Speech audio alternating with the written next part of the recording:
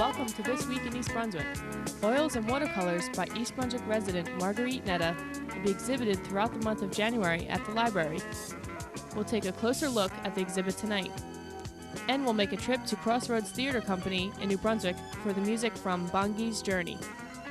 This month on Aging Aspects, Patty Sullivan visits the Barbara E. Chung Memorial Hospice.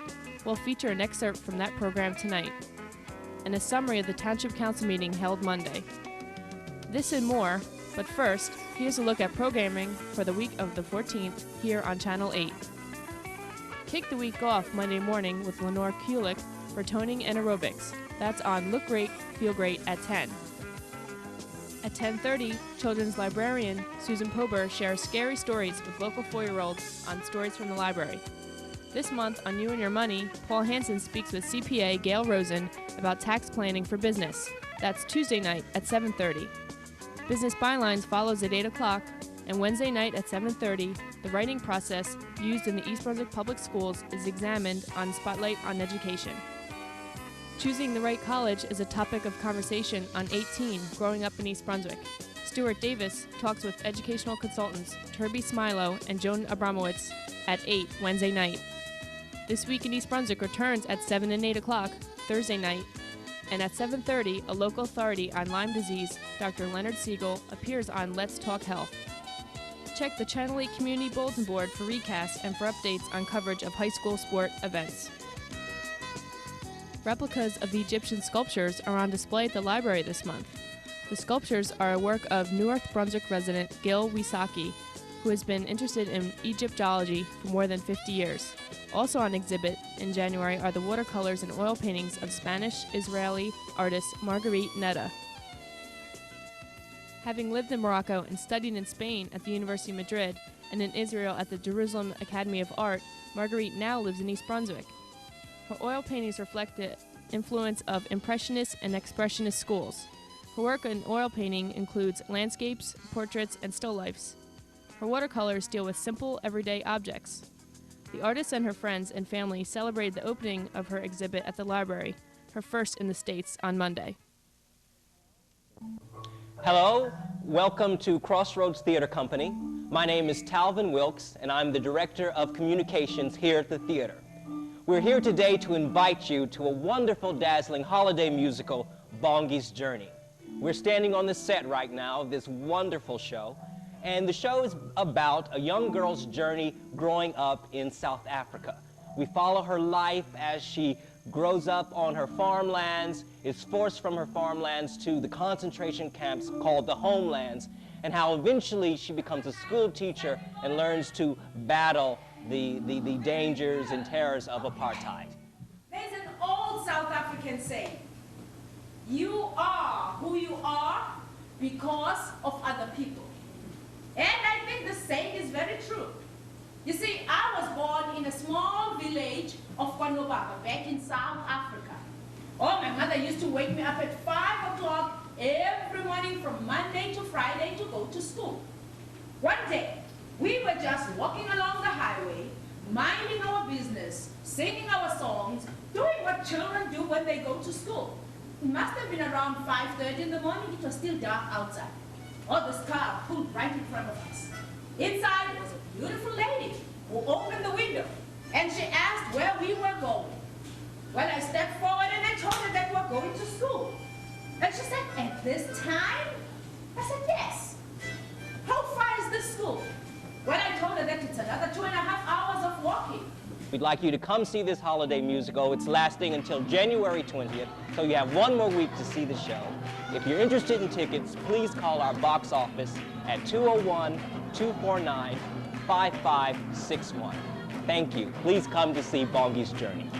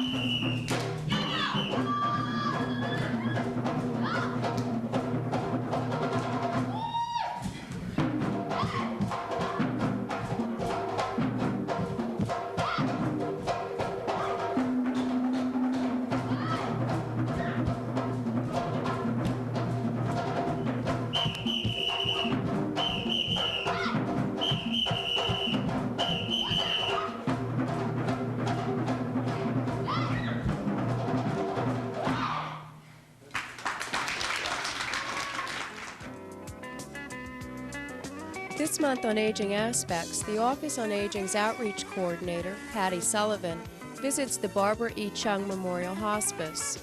The hospice offers an alternate approach to caring for people in the last stage of life. I'd like to introduce to you at this time Mary Puglisi. She's the clinical director here at the hospice. Mary, it's a pleasure to meet you. Good morning, Patty. It's nice to have you with us this morning. Mary, the hospice seems to be brand new. When did you officially open? We opened this building, Patty, Labor Day weekend, this year, 1990. And it's a pleasure to be in it finally. It's a beautiful, pleasant setting, isn't it? Yes, it is. It's really nice. Can you explain the design of the building and the concept behind it? Certainly. If we start with the design, as you can see in this area in which we're talking right now, it's a large open area with a great deal of natural lighting from up above. The colors, as you see, are soft. They're the type that would allow you to relax when you're in here. The openness also provides us with a living room type of setting for the patients. When they're in a bedroom situation, sometimes it gets very closed in. And since the hospice actually is their home away from home, a living room is a very focal point for any particular home setting. So this is our living room. The rest of the design, the patient areas all face Roosevelt Park, which is a very nice alternative rather than facing a parking lot or the back of another building. They have a beautiful extension of the beauty of life along with the gardens that set behind this building. The assisting areas are on our left-hand side, and that includes a caregiver's room, which is like a room that the family can use, be comfortable with, have their own space, stay overnight if they'd like to, shower if they need to, make some personal phone calls and so forth. It's their little area while they're here tending to someone who is very ill. We have an examination room, we have a quiet room, and a chapel on this side of the building also, including the medication rooms and supply rooms for the staff. We also have right behind us here a washer and dryer, which certainly adds to a home-like setting, and it provides the families with a little opportunity to make sure that personal belongings are kept fresh and clean, either for themselves or for the people they're visiting. We also have a large community room with a fireplace, kind of a family room where you can just very cozily sit in a chair and kind of get in touch with your feelings and the stress that so many people are under at this time. And also, since food seems to be an area that brings so many people together socially, we also have a dining room where cultural meals from home are welcomed and families can sit at table together and enjoy a meal and still have the supportive staff available. So it's as much a home as we can possibly make it away from home. That's really terrific. Mary, a lot of people don't really understand what a hospice is and the goal behind a hospice. Mm-hmm. I can certainly understand that, Patty. Hospice is a new idea, but a very old one if we look back historically. Hospice actually means both a host and a guest relationship. Hospice is a philosophy of care rather than a location. So here, we are the hosts and the people that are with us are the guests. But most hospice is done in their homes, and then we become the guest and they the host. The relationship is the same, the roles have changed. So what we're providing in hospice is an alternative choice for our patients. We change the focus of medicine from a cure-directed focus to a care-directed focus. And we return control and decision-making back to the patient and the family, here herself. So it's just a way that we can fill the needs of the individuals. We base our care plan on an individual need of the families, not on our particular need as medical personnel. That's really, really terrific. I'm sure everybody could take advantage of that some way and find it much more pleasant than in a hospital. Do you think you could take us to see a patient's room? I'd be happy to. Right over here, Patty. Patty, this is a typical patient's room here. As you notice, what we've tried to do here again with the beautiful soft colors and so forth, we've tried to make this room more like home than a hospital or an institution of any kind. As far as nursing is concerned, they still have needs for basic medical equipment, but look at how beautifully it's hidden behind here. It's an attractive setting, a place in the center for them to hang pictures or little notes, handwritten things from the grandchildren. The beds, the bedside stands and chairs, and we also, in order to make it more home-like, welcome them to bring in their favorite lounge chairs, pictures of the grandchildren, anything that would make this room more like their very own room. And they have the freedom to do so. It's really, really nice. Mary, what's the overall objective for the care of the patient? Traditionally in medicine, Patty, that objective would be a physician's or a nurse's. The difference in hospice here is our objective of care is whatever the patient and family wants or needs. In other words, if the patient has a pain problem and great fears of pain, our goal is to make sure that pain is taken care of. If the patient has a need to have breakfast at 11 instead of at 7, then that's our goal, to provide breakfast at 11.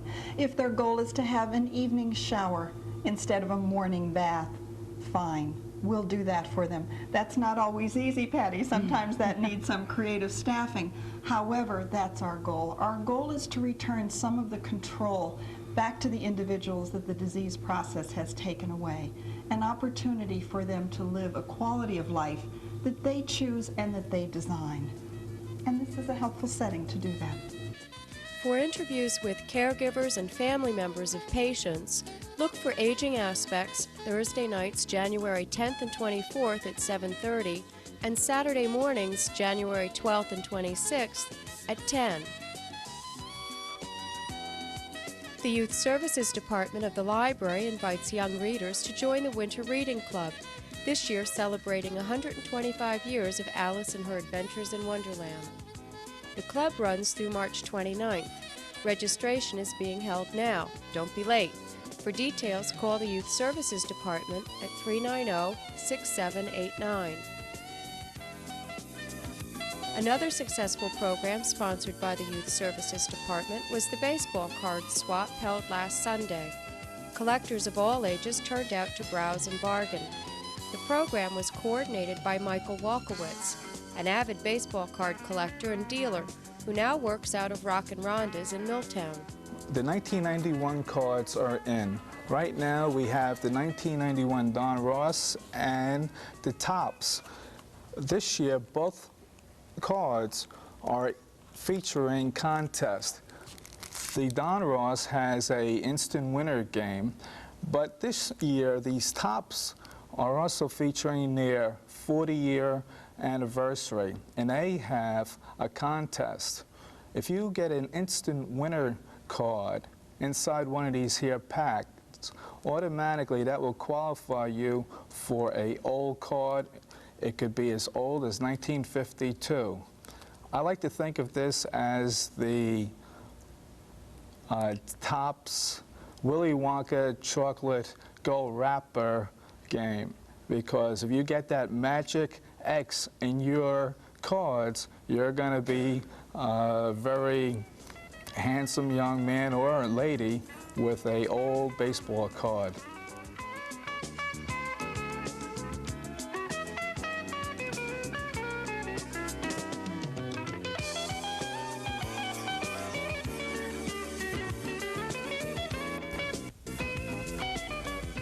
Hi, I'm Amy Fisher, and I'm the Director of Community Relations for the school system. Today I'm in the studio with Dr. Miriam Huffman, who is our Supervisor of English and Language Arts and Staff Development, and Dr. John Kopko, our Superintendent of Schools.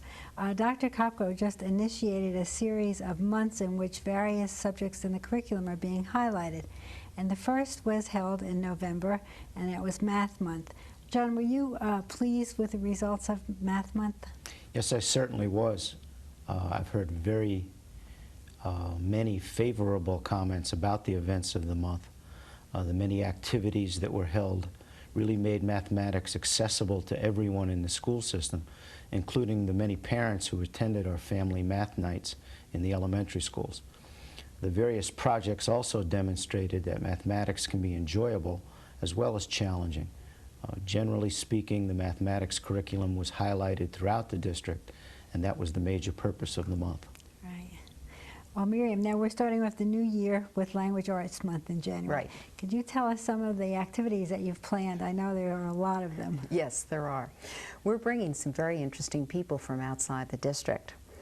Two of them are young women who recently have published materials, one in the field of nonfiction and the other in the field of science. We're also bringing in an urban anthropologist, a man who is going to talk about urban legends and their relation to American culture. We're also going to be bringing in some New Jersey poets to read poetry, original poetry, of course, to students. In addition, we have some inside talent and activities. We've got poets reading up at East Brunswick High School, but I need to tell you that they are East Brunswick High School teachers as well. We're doing a program in the elementary school called Writing to Read and Reading to Write. We're doing poetry comics in the junior high school. Obviously, the library and will be putting on some exhibits that are English-oriented. We are also doing Word of the Day. Let's work on vocabulary. And finally, we're involving parents, and we're doing a workshop for elementary children, Parents as Writing Partners, in which parents are going to have an opportunity to experience the writing process. And I might add, we're also going to take the administrators through a writing lesson. I think it's going to be very interesting. It should be a very interesting month, so we'll invite all the viewers to come into the schools and see some of the things that are going on. What will be the subjects that are highlighted next, Dr. Kopka? And well, we're planning to have Reading Month in March and also Social Studies Month in May. And then we'll be on the news with those supervisors at the time, and they'll tell us what will be happening. Certainly will. Okay, thank you very much. At Monday night's Township Council agenda session, the council discussed proposed 2-hour parking on Prigmore Street. A resident of Prigmore said that 2-hour restrictions are not enforceable and argued for permit parking. Councilmen expressed sympathy for the residents' point of view and will continue the discussion next week when considering an ordinance on the issue. Also discussed and to be considered during next week's action meeting was a resolution regarding acceptance of an offer of $10,000 from developer Alan Landis to the East Brunswick Historical Society for the Grote House. The house, located near Tower Center on Weston's Mill Road and Route 18, is an historic structure which has become dilapidated and is the site of continuous vandalism. Following a resident's complaint about inadequate snow removal service by the county on Cranberry Road, Mayor Jack Sinagra indicated that he had not been pleased by the service provided by East Brunswick Township either. Although no residents showed up at the meeting to complain about the township's snow removal service, the mayor said he's not proud of the service provided and that the Department of Public Works must do a better job in the future. Senior citizens and local officials gathered Thursday morning for the groundbreaking of the Oak Creek Senior Citizen Housing Facility. The 79-unit building will be located at the corner of Brunswick Avenue and Henley Drive. The building will be owned by National Church residents of East Brunswick and has received funding from HUD, the county, the state, and the municipality. Well, as we all know, we've all waited for this day for quite a long time. And today is truly a joyous and a sunny day. And there's certainly been a lot of clouds over this project. Since I was elected a councilman 4 years ago, I first got involved in it, and now as mayor. At one point in this project, I realized that I might be one of the first tenants here if it continued to run into problems. But there are a lot of people. When we stand here today, one of the things that strikes me is on this ground for the next 100 years, there will be literally thousands of families that live in this complex. They'll come from all different parts of the country, all different parts of the state, and many of them within our own community. And truly this facility is needed and will serve a great service both to the elderly and those of us that make up this community. I think when this project first started, I think I was about 5 years old. And it's been a long time coming. I remember even before I was a councilman, sitting in the audience and saying, when is this thing actually going to get started? And obviously, today is a day that marks the easy part. Today is the day that we start building and get everything actually moving. The hard part was all the hard work from all the individuals that made this possible. Much of the hard work and time on the project came from the East Brunswick Community Housing Corporation, and specifically, many thanks went to Betty Richter-Reba, trustee of the Housing Corporation. I came to this project through my job. I'm the housing specialist for the township, and I'm the mayor's representative on the corporation. So it's not unusual for me to be involved and to be putting time into this. But it's important that we give credit to the East Brunswick Community Housing Corporation, who are volunteers, who don't get paid for any of this, who come out for evening meetings, who have stuck with this project for 5 years in the face of all of the disappointments and all of our concerns, and continue to be concerned. When the first press releases came out saying that our application, which was submitted some 4 years ago, had been approved, we got spontaneous calls from people in the community who said, I want to work with you. I'd like to be part of this group. I'd like to contribute to senior citizen housing in East Brunswick. Gunter was one of them. He's now president of the corporation. We have a number of other people who are not trustees, but who are members of the corporation, who have already worked on the architectural designs, who will be involved in creating liaison services for this building, and will be involved on an ongoing basis. And they're people who really deserve credit. I'd like to thank the administration. This project saw so many roadblocks and so many points at which we thought it was going to fall apart. And they remained steadfast behind it. They never wavered. They were as committed as this corporation was to the production of this housing, and we couldn't have done it without them. I'd like to thank my fellow workers in the Department of Planning and Engineering, because they are the people that have been doing the day-to-day work on this project, from the surveying to the engineering work to the oversight of the planning board submissions, and they've contributed tremendously. I'd like to close my remarks with tribute to somebody who is not with us today, but who was formerly the president of the East Brunswick Community Housing Corporation, was with us from day one. That's Roberta Nalvin Burke. Roberta died on Thanksgiving Day, but this project, along with Victory Gardens and other works that the East Brunswick Community Housing Corporation have done, were spearheaded by her. It was her foresight, and it was her commitment, and it was her conviction that this was possible that brings us here today, and that will produce a livable building for us in 12 months. The project has been in the works for over 5 years and will cost an estimated $5.7 million. Construction is expected to take 12 months.